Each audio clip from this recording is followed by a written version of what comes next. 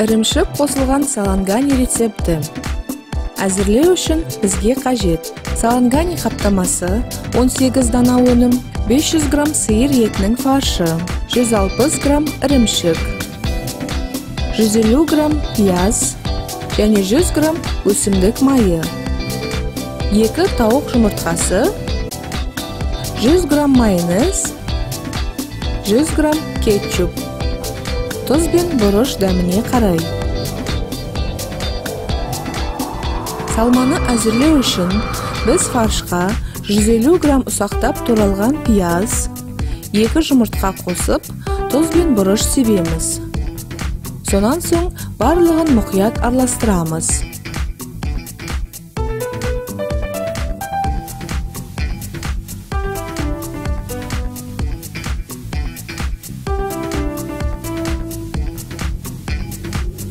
Фарштау алдында макарон орымдарын бір-бірінен жай ғана ажыратып, өнімді тығыз фаршпен толтыруды жалғастырамыз.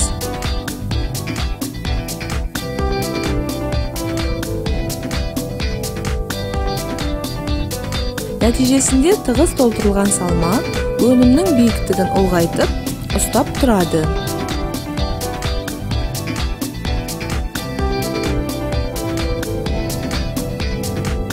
Биік табаға 100 грамм майонез бен 100 грамм кетчупты салып, бір келкі қоспа болғанға дейін мұқият араластырамыз.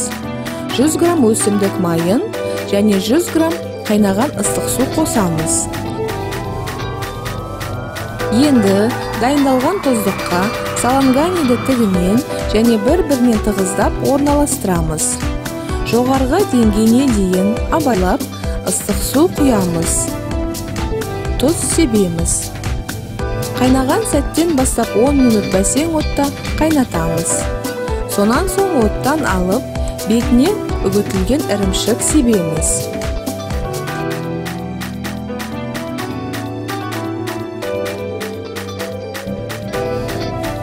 Пешті 200 градусқа дейін қыздырып, саланганиді 5 минут пісіреміз.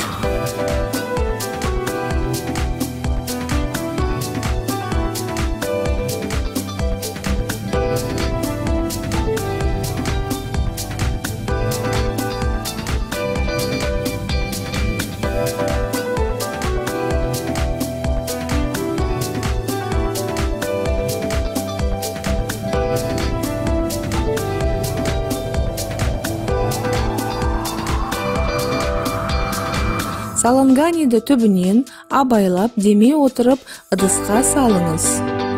Тағамды ыстық күйінде аз көк қосып ұсыныңыз. Ас дәмді болсын.